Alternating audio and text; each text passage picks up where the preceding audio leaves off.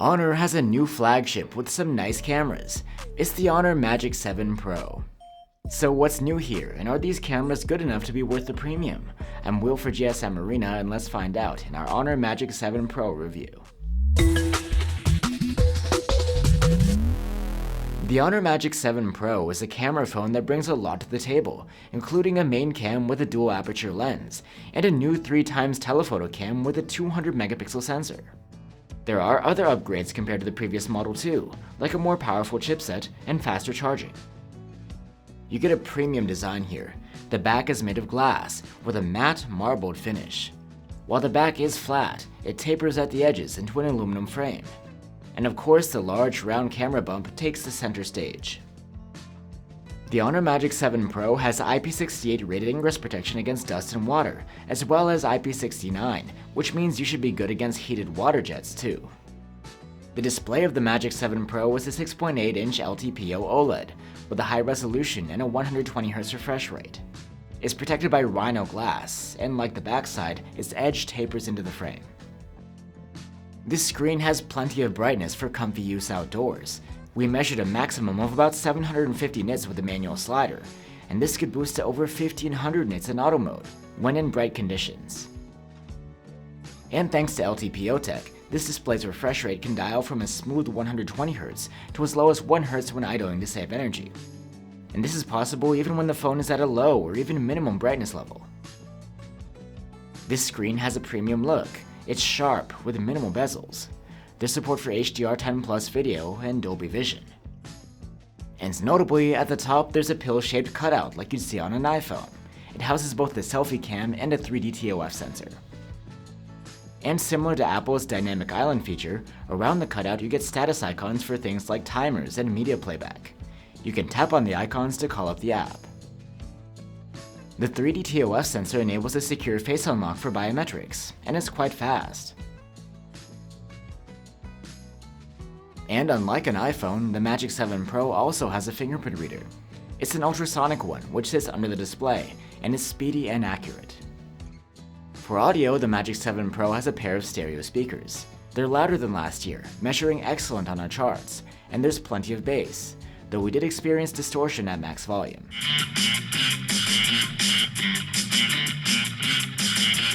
I'm wide awake, but you're a nightmare. The Magic7 Pro can come with 256 or 512 gigs or a terabyte of storage on board. The options depend on the market. Storage isn't expandable through microSD card. And the interface of the phone is Honor's latest MagicOS 9.0 based on Android 15. As it's been for a while now, Honor provides the full Google Apps suite. One unique feature is the Magic Portal functionality. Long press on an image or some highlighted text, and a bar appears on the side with pre-selected apps and actions, allowing you to extract the text, search, email, or put down a note about the item. You also get Google's Circle to Search, as well as the AI-based Gemini Assistant with all of its functionality. AI-based features also include live translation, summarization of text, and transcription of voice recordings. The suite of AI-based editing tools is limited though, to pretty much just an object eraser. And for software support, Honor promises 5 major OS updates and 5 years of security patches. Under the hood of the Honor Magic7 Pro is the top Android chipset from Qualcomm, a Snapdragon 8 Elite. It's the chipset of choice for most Android flagships in 2025, providing both better performance and efficiency than last year. In benchmarks, the Honor did a great job, earning scores that were pretty high even compared to other similarly equipped flagships. There's plenty of power for smooth everyday use, intensive tasks, multitasking, and heavy gaming. When it comes to the thermals, the Honor Magic7 Pro did an excellent job, at least CPU-wise, maintaining high performance throughout our prolonged CPU stress test. The European version of the Magic7 Pro is powered by a 5270 mAh battery, and it does quite well when it comes to battery life, earning an active use score of 13 hours and 45 minutes in our tests. That's not so far behind the previous models, despite a lower capacity. The Magic7 Pro is rated for faster 100-watt charging too, but there's no charger included in the box, at least with our unit. If you have a proper adapter, the phone charges quite fast. We were able to go from 0 to 51% in 15 minutes, and a full charge took just 36 minutes. There's support for fast wireless charging as well, and reverse wireless charging. Finally, we have the cameras. There's a 50 megapixel main cam with a dual aperture lens, a 200 megapixel 3x telephoto zoom, and a 50 megapixel ultrawide cam with autofocus. The main cam's dual aperture lens is functionally the same as last year. You can switch apertures between f1.4 and f2.0. Controlling the aperture is a way to manipulate the depth of field behind closer subjects. During the day, the Magic7 Pro's main camera produces nice images with very good detail, vibrant colors, and nicely wide dynamic range, with good tonal development even in harsh light. When shooting people, skin tones are looking good too. Portrait mode shots at the default bokeh level have only a little bit of extra blur added. If you like a more dramatic effect, you can experiment with the hardcore portrait modes.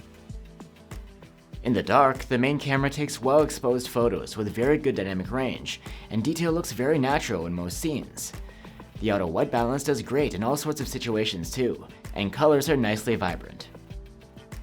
Strangely, it seems the telephoto camera's native zoom level is 60mm, or 2.5 times. So, to produce its 3x zoom photos, the Magic7 Pro introduces cropping and upscaling. And it's probably because of this that these shots don't have the best sharpness.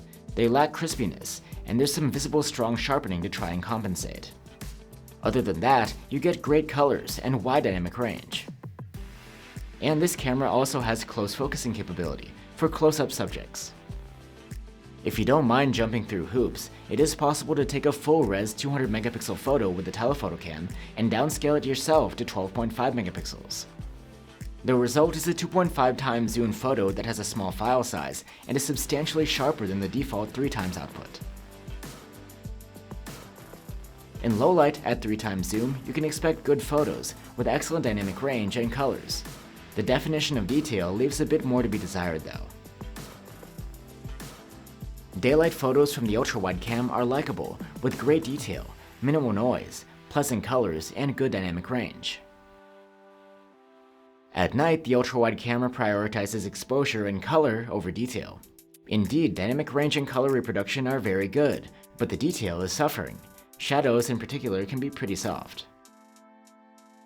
Selfies from the Magic7 Pro's 50 megapixel front-facing cam are superb. There's a ton of detail with organic rendition. Colors are lively and lifelike, and dynamic range is excellent. The autofocusing capability means you can make close-ups and weird angles too. The Magic7 Pro records videos in up to 4K at 60 FPS with all of its cameras, including the front-facing one.